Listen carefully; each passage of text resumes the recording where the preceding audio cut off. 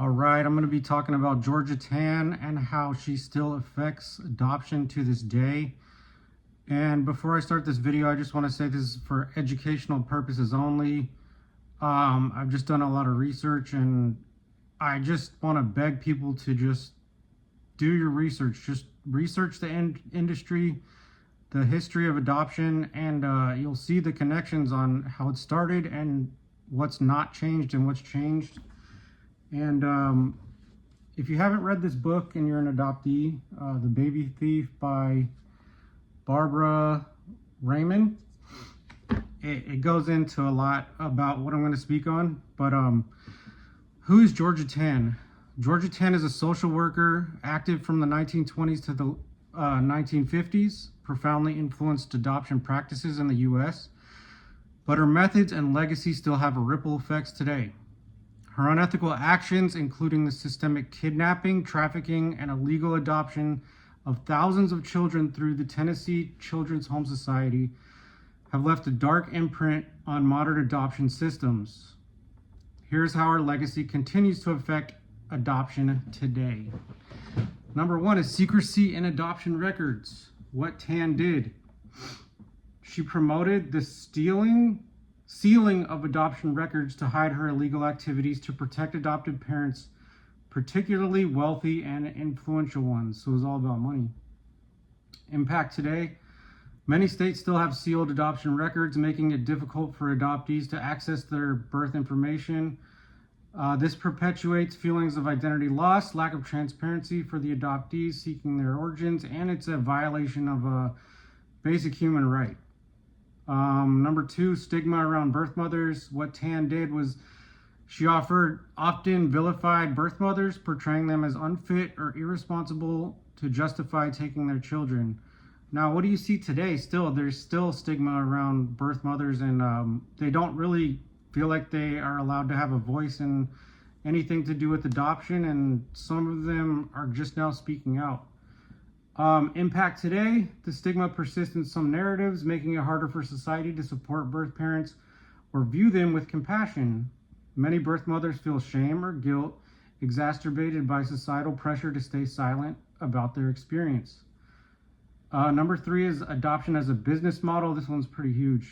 What Tann did was she commodified adoption. She turned it into a profitable enterprise. She charged adoptive parents large sums of money while presenting adoption as a way to rescue children.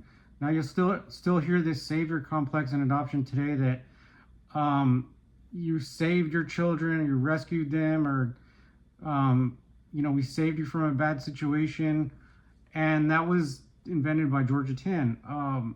So the impact today is the commercialization of adoption still exists in some private and international adoption practices where financial incentives can overshadow the best interests of the child. Now, if you don't know, the adoption industry is a for-profit industry, and it is anywhere from I think it's around $24 billion, but it's crazy. I mean, there's money and profit involved, so it just gets kind of weird.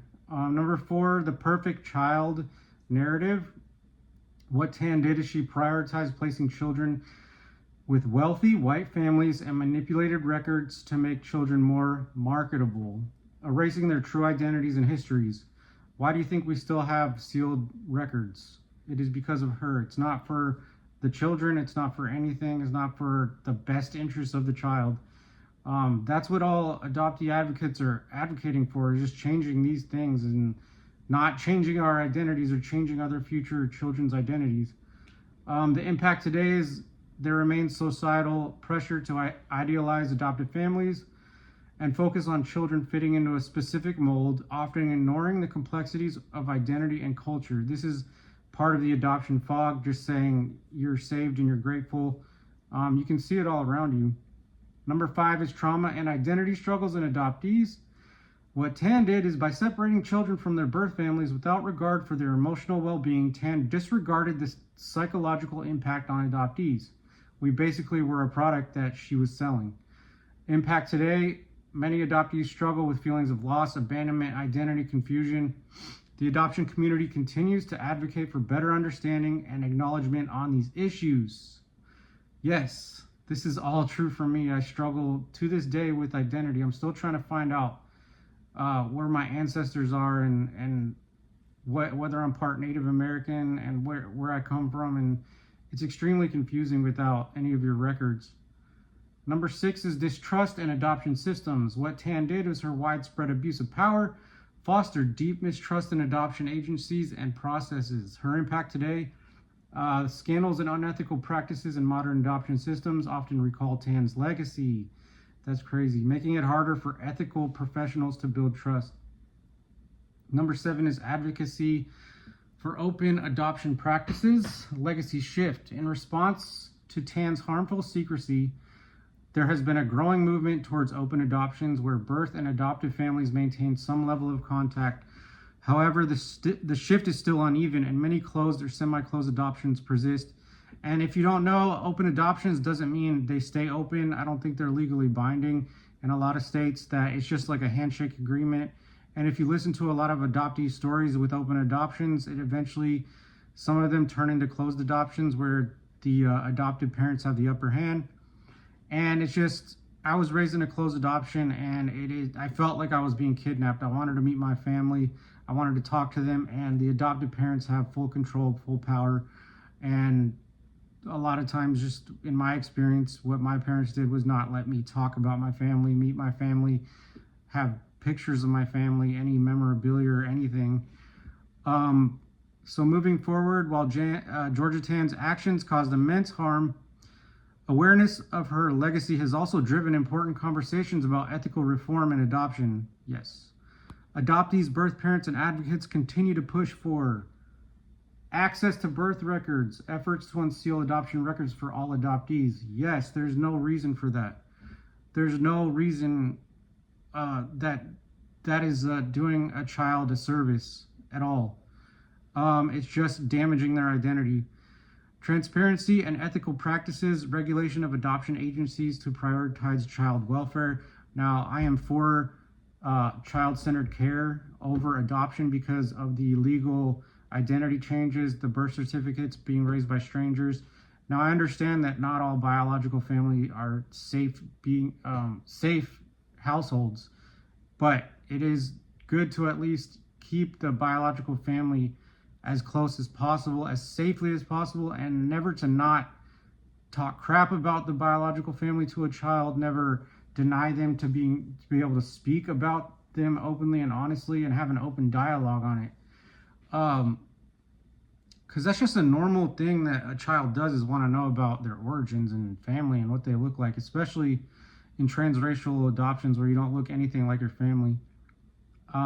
Support for birth families, programs to prevent unnecessary family separation. This is huge, huge. We should prioritize family preservation at all costs, and the unnecessary family separation is just, it's evil, it's wrong, it's unethical, and it's just, I've lived it, and it has done me no good. I've lived a very dark life.